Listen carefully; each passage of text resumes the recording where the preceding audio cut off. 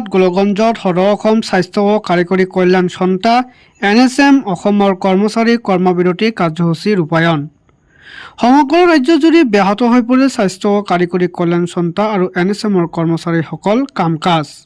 সমান্তৰালভাৱে গোলগঞ্জত সদৌ অসম স্বাস্থ্য ও কাৰিকৰী কল্যাণ সন্থা NSM অসমৰ কৰ্মচাৰী কৰ্মবিৰতি কাৰ্যসূচী ৰূপায়ণ।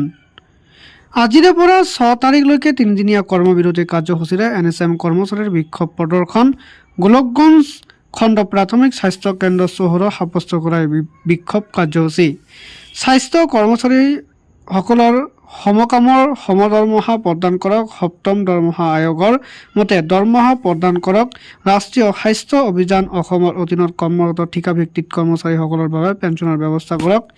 NSMৰ ঠিকাভিত্তিক কৰ্মচাৰীসকলক স্থায়ী পদত নিযুক্তি দিয়ক আদি বিভিন্ন দাবীৰে 3দিনীয়া কৰ্মবিৰতি কাৰ্যসূচী ৰূপায়ণ কৰে।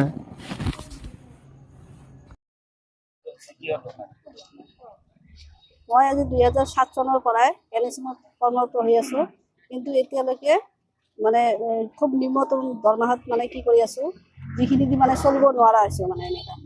আজি মোৰ বয়সো পাৰ হৈ গৈছে, এতিয়ালৈকে না ৰেগুলাৰত এপ্লাই কৰিব পাৰোঁ, না মই নিয়মীয়াকৰণ কৰিছে চৰকাৰে। গতিকে মই মানে ভাবিছোঁ যে চৰকাৰে আমাক যদি ইকুৱেল মানে কি কয় এইটো সমকামৰ সম দৰমহা দিলে আমাৰ ভাল আছিল মানে। এইখিনি আৰু চাকৰিটো নিয়মীয়াটো কৰাও নাছিল এতিয়ালৈকে। নিয়মীয়াও নকৰিলে প্লাছ ইকুৱেল দৰমহা দিলে ভাল আছিল। আমি 3দিনীয়া কাৰ্যসূচী 4, 5 আৰু 6।